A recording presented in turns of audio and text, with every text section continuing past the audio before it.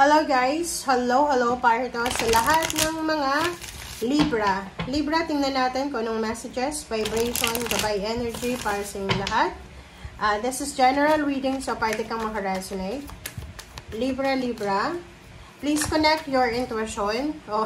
Intuition talaga. Please connect your intuition sa mga barahan na lumalabas dito sa aking reading.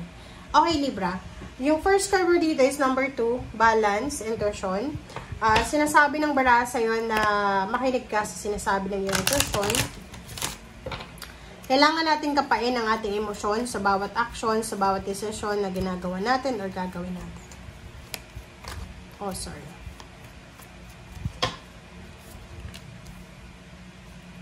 Wow. Okay, sudden wealth. Sinasabi ng barahan na yan na through your intuition, meron ditong Libra na posibleng mananaginip ka or pwedeng meron kang mapapanaginipan na lotto numbers or maybe isang manifestation to. So, meron kang mamamanifest. There's a sudden wealth. Isang napakabilis. It's either mananalo ka sa lotto, mananalo ka sa ano bang contest or ano bang tinatayaan mo or anything. Sugal, but hindi natin Libra hinikayat ang mga tao na magsugal ha. But your reading says na may sudden wealth, may posibleng manifestation of money, mabilis na pera. This is gambling. Nakikita natin. Okay. And possible, makita mo yung numbers na yan sa panaginip mo, sa mga synchronicities or signs, symbols na posibleng makita mo sa dreams or sa pang-araw-araw na buhay. Alright. Sa ilalim mo dito, 7 of Wands, 4 of Pentacles, and the Moon. Alright. So, Libra. Ang sinasabi ng baraha sa'yo dito na may pera ka man or wala, you need to protect your money. 4 of Pentacles So, napaka-importante, Libra. Sinasabi din ng barahan na you need to take care of your finances. Manage your finances very well. Ibig sabihin, magtipid. Huwag tayo masyadong gastos ang gastos. Bantayan natin yung pera natin. 'Di ba? 7 of Wands siya and 4 of Pentacles, tapos the Moon. Makinig ka sa sinasabi ng intuition ng baraha. Ang sabi sa'yo dyan, Libra, ang napaka-importanting advice sa'yo is bantayan mo ang perang hawak mo. Bantayan mo kung saan mo nilalagay yung pera mo. Bantayan mo yung perang pumapasok, lumalabas sa'yo. And 4 of Pentacles, you need to save money. 4 of Swords, Knight of Swords. Sinasabi ng baraha sa'yo dito na posibleng isang pagpapakasal. It's either a wedding, or it's either celebration or business partnership. Ang posibleng hindi natuloy or hindi matutuloy.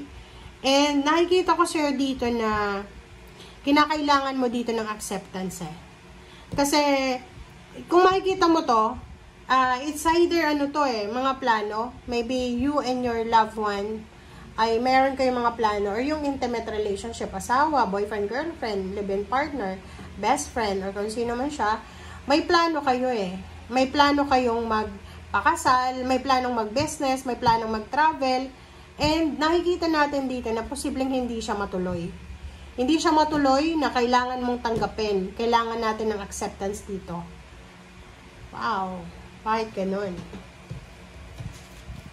Okay, let's clarify the cards.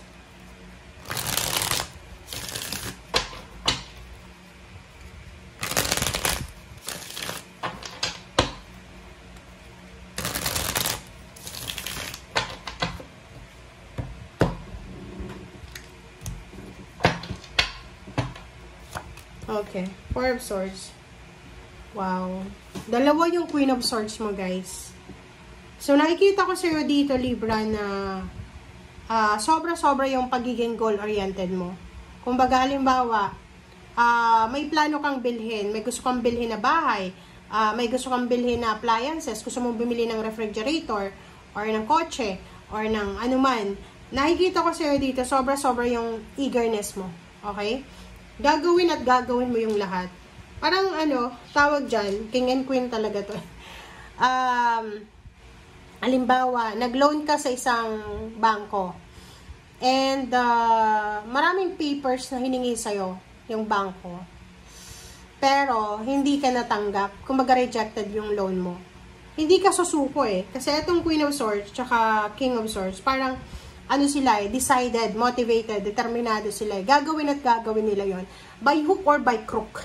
'Di ba? Sa walang imposible sa iyo eh. Parang sinasabi mo dito, okay, rejected ako sa isang bangko, pwede naman sa next bank. Or pwedeng like for example, bumili ka ng sasakyan, hindi mo nahulugan yung sasakyan, okay, hayaan mo na lang and then lilipat ka sa ibang company. Parang ganun. Wow. Okay. Nakikita ko sure dito talaga na there's collaboration. Parang meron kang pinaplanong, maybe this is your dream, pangarap mong may kasal sa simbahan, or maybe there's plan. Meron kang pinaplano, pangarap na negosyo. Parang ganun. Gusto mong magkaroon ng malaking sari-sari store, gusto mong magkaroon ng bakery, ng piggery, ng ano pa man, kung ano man yun na plano mo. Seven of Pentacles and Queen of Swords, nakikita ko sa'yo dito na napakasipag mo. Sobra-sobra kang workaholic, sobra kang magaling na tao. Okay? Walang question yun sa'yo. Ikaw yung isa sa pinaka masipag na tao dito sa mundo. But the problem is, nakikita ko sa'yo dito na yung kasipagan mo, medyo na take for granted siya. Okay? Kaya ang advice sa'yo dito, mag-ipon ka ng pera because parang lahat ng ginagawa mo eh, hindi mo masyadong kinikip. Like, halimbawa, yung kontrata mong ito, like kung isa kang self-employed, may kontrata kang malaki, naubos mo lang yon sa isang bagay. So, hindi mo pinag-isipan yung future. Okay? Seven of Pentacles, Hangman. So, if hindi daw yan matuloy, just let go, let God, let it flow. Hayaan mo na. Kasi ganun talaga ang buhay eh. Diba? And Zero the Fool, sinasabi ng bara sa'yo na hindi pa uli ang lahat eh. May mga bagay talaga sa buhay mo na, sa buhay natin na hindi talaga divine intervention ang tawag doon. Diba? Na minsan, hindi talaga aayon yung kagustuhan natin sa mundo. Minsan, kung may mga gusto tayong gawin, bilhin, ma-attain sa buhay, makuha, mga pangarap, goals na hindi natin nakukuha, hindi ibig sabihin no, na bad na yun. Kasi minsan, yung divine intervention po mapasok na eh. Yung Panginoon yung nagbibigay ng intervention para i-redirect tayo sa mas maganda. Kasi nakikita na niya na yung plano natin ay hindi maganda para sa atin. Okay, parang ganun yun sa'yo. Like maraming nahang sa relationship, partnership, collaboration, business, plans, travel, na posibleng magbigay sa'yo ng pain and heartaches. But, sinasabi ng bara, just accept it. Okay? Tanggapin mo kasi marami pa naman na pagkakataon para makapagsimula ka. Okay? Thank you guys. Bye!